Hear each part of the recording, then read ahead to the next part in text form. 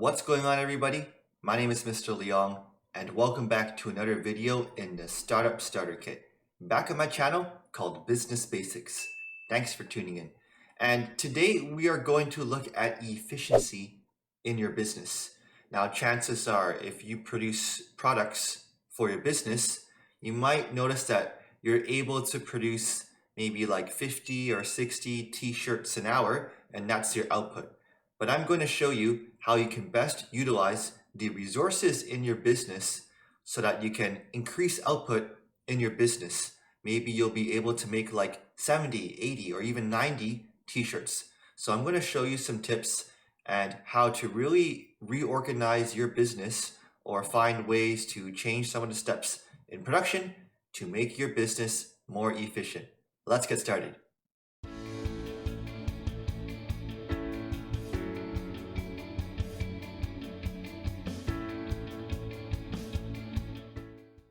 All right, let's begin. If you haven't done so already, I would appreciate it if you subscribe to my YouTube channel so that you're tuned in to some of the videos and content that I post. I hope you're learning a lot about the basics and fundamentals so that you can start your very own or manage your small business. Now, efficiency is about using your resources as best as possible.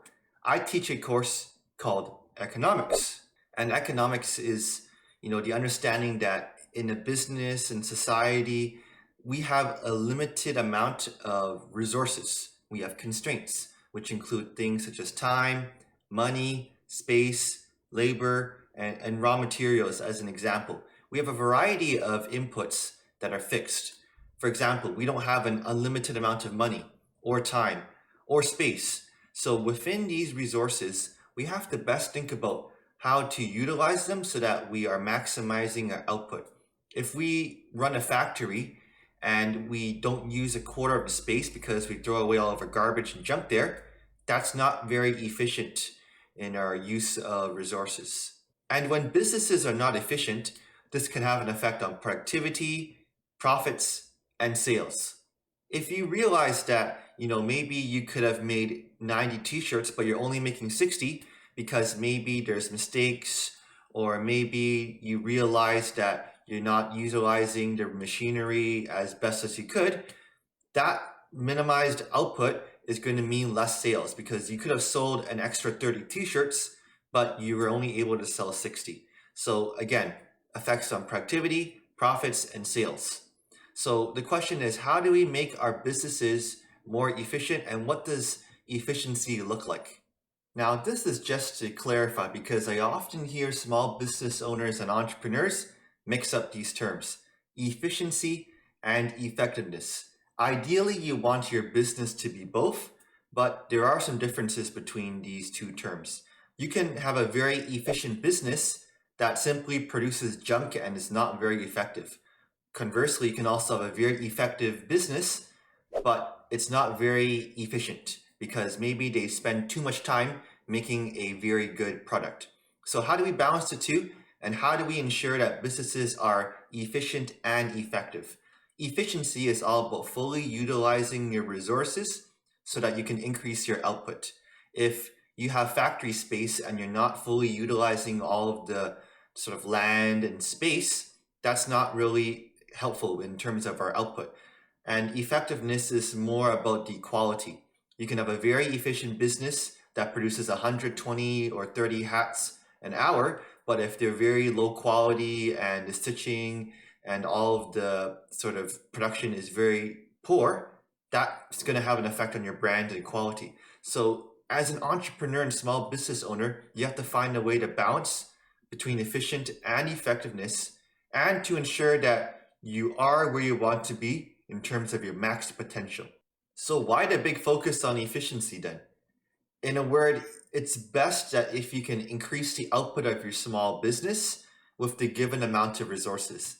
Theoretically, isn't it better to make 150 t-shirts rather than 60 in the same amount of time and effort? By producing more, that difference you can actually sell, earn more revenue, and earn more profits, or you can cut some of the price of your existing product because you're able to produce more, and that's going to pass on the savings to the customers, and then they're going to be pretty happy. So there's two paths you can pursue.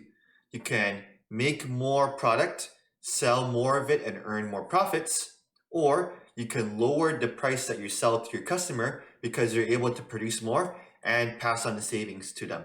So being more efficient in your business has a lot of benefits, mainly to the bottom line, but also you can find ways to pass on the savings to the customers, and then you can lower the unit price.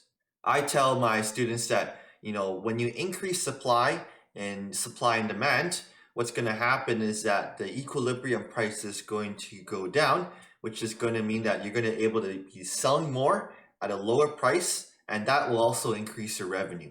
So benefits in increasing your efficiency. Now the question remains, how do you make your business more efficient? I'm going to give you 6 main ways that I feel that businesses can find ways to make more output, be more productive, more efficient. The first one is choose to automate your processes as much as possible. And what I mean by as much as possible is that you don't want to sacrifice quality. You don't want to produce, double the speed, but also, it's less of a quality. So it's a little bit of a sort of balancing game over here. Obviously, you want to produce more, but you don't want to sacrifice quality. Automation actually is a way that you can produce more and the quality effect is actually minimal, or maybe the quality is even better. Choosing to automate processes can help to reduce time spent on the tasks. And this in turn can free up more time to do other tasks. So there are some things that I feel entrepreneurs shouldn't be spending that much time on, or manual labor, because having a computer or software do these things can save more time. And time is a significant resource in production. If you're able to produce more in less of a time or the same amount of time, that's going to increase your profits in the bottom line. So examples of automation include, automatic email marketing, replies, maybe adding some more machinery in your production, so less, hand production. And all of these reduce mundane manual work. But it's really up to you because you don't want to sacrifice quality. If your business is all about handmade products, obviously it wouldn't make sense to automate that part of the production, but look at other ways in which you can incorporate maybe some computers or software so that you can spend more time with those handmade sort of production. So automation is a great way in which you can increase the output for your business. The second is to reduce unnecessary steps. Simplify your production. How do you get from the raw materials to the final product? And you want to be able to remove any non-essential steps or expensive production that's going to not have a significant impact on the quality. So maybe you're producing like a food product, and if a certain step does not have an impact on the final product, maybe it's best to just get rid of that unnecessary step so that you can increase the speed in which you get from the raw materials to the product. It's all about streamlining your processes. Fewer errors, fewer delays, fewer steps from A to B, and really think about how it is that you get from the final product or get to the final product from your resources in the fastest way possible that still focuses on quality. And there are a lot of ways in which you can reduce unnecessary steps. The best thing I think for your business model is to go back at your production and take a look at all the different steps and see which step is unnecessary in your production. The third tip that I have for you is to ensure that your employees have the right resources. Now, I did a variety of videos on incentives, motivation on my channel. So if you want to go check out these videos on human resource management, the link is above. Now, this step is really making sure that employees can produce things because they have the right tools. I often see videos, let's say for example, I watched this video on kitchen nightmares, and I see the chefs when they don't have the right ovens and, broilers, knives. Obviously, output is going to be affected. And sometimes it's necessary to invest in these materials, supplies, and equipment so that you can improve the output for your business. And the extra cost is going to be offset. I often hear small business owners and entrepreneurs say that, the extra investment is too expensive or they don't see it as a necessary payment. But remember, the extra cost is going to be offset by the additional production and the additional output that you're going to achieve with these additional resources. So maybe, if you're able to put new ovens, new knives, and new supplies, and all of a sudden your chefs are more productive, that's going to work out in the end because that extra revenue is going to kind of cover some of the short-term costs. It's a one-time cost, but the extra revenue is going to cover some of those costs. An example of this idea is the photocopier in the Office episode. The Office episode showed that the main printer that the whole office used often jammed, reduced efficiency, and oftentimes you had to spend double or triple the amount of time to produce documents. So an extra investment might improve the output because maybe the marketers and the salespeople are able to produce these documents and get them to the client in a shorter amount of time. The next step is all about delegating. An entrepreneur, CEO, or boss cannot do everything themselves. There's only 24 hours in a day. I often see entrepreneurs say that they do the bookkeeping, they do the production, the marketing, delivery, logistics, everything by themselves. But there's only 24 hours in a day. Entrepreneurs often run into burnout because they have to do all of these different tasks themselves because they feel that they don't trust others, or they feel that by hiring others or delegating some of the tasks, there's going to be an effect on the quality. But, from what I've studied, in business, I feel that by delegating some of these tasks and really focusing on the core business processes, this is going to increase the output, and the effect on quality is it's not as pronounced as one might have thought.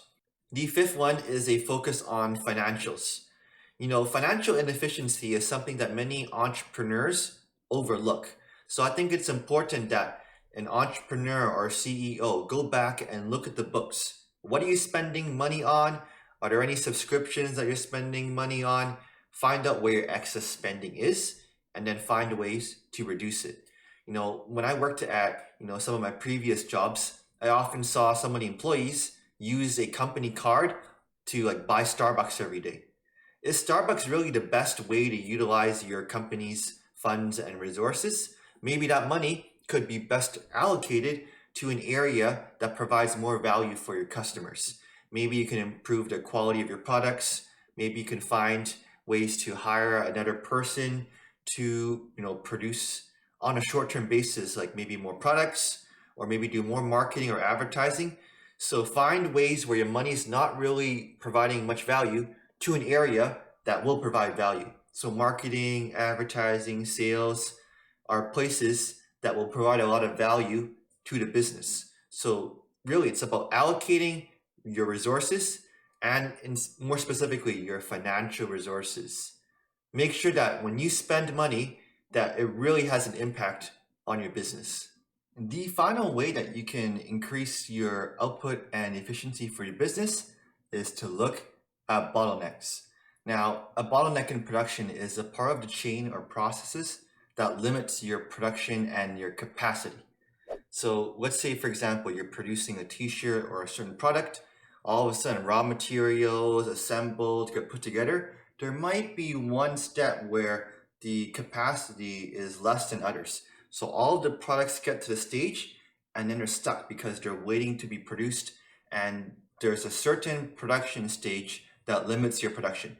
That's the bottleneck. Maybe the task is time consuming, or maybe there's more input than it can handle.